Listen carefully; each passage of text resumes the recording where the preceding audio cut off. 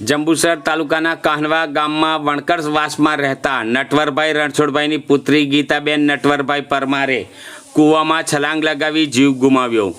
પ્રાપ્ત માહિતી અનુસાર કાહનવા વણકરવાસમાં રહેતા નટવરભાઈ રણછોડભાઈની પુત્રી ગીતાબેન નટવરભાઈ ઉંમર વર્ષ આશરે 30, જેઓ થોડા દિવસ પહેલાં મગજનું સંતુલન ગુમાવી ચૂક્યા હતા, તેઓને વડોદરા હોસ્પિટલમાં પણ દાખલ કરવામાં આવ્યા હતા।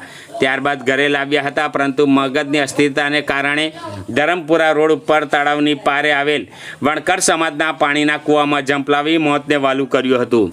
આ ઘટનાની જાણ વાતવાયુ વેગે પ્રસરતા લોકોના ટોળે ટોળા ઉમટી પડ્યા હતા। ત્યારબાદ 112 પોલીસ ગાડી આવ્યા બાદ ફાયર બ્રિગેડની ટીમ બોલાવવામાં આવી હતી।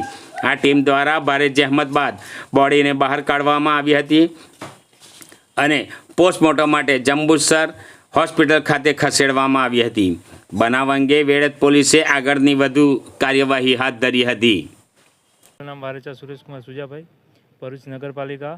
આજ રોજ ભરૂચ નગરપાલિકા દ્વારા જંબુસર નગરપાલિકાથી કોલ મળેલ કે કૂવામાં એક મહિલા પડી ગયેલ છે, તો કોલ મળતાની સાથે જ ભરૂચ નગરપાલિકાની ટીમ દ્વારા કૂવામાંથી મહિલાને સહી સલામત કાઢવામાં આવેલ અને તે બાદ પોલીસ તંત્રને સોંપવામાં આવેલ છે।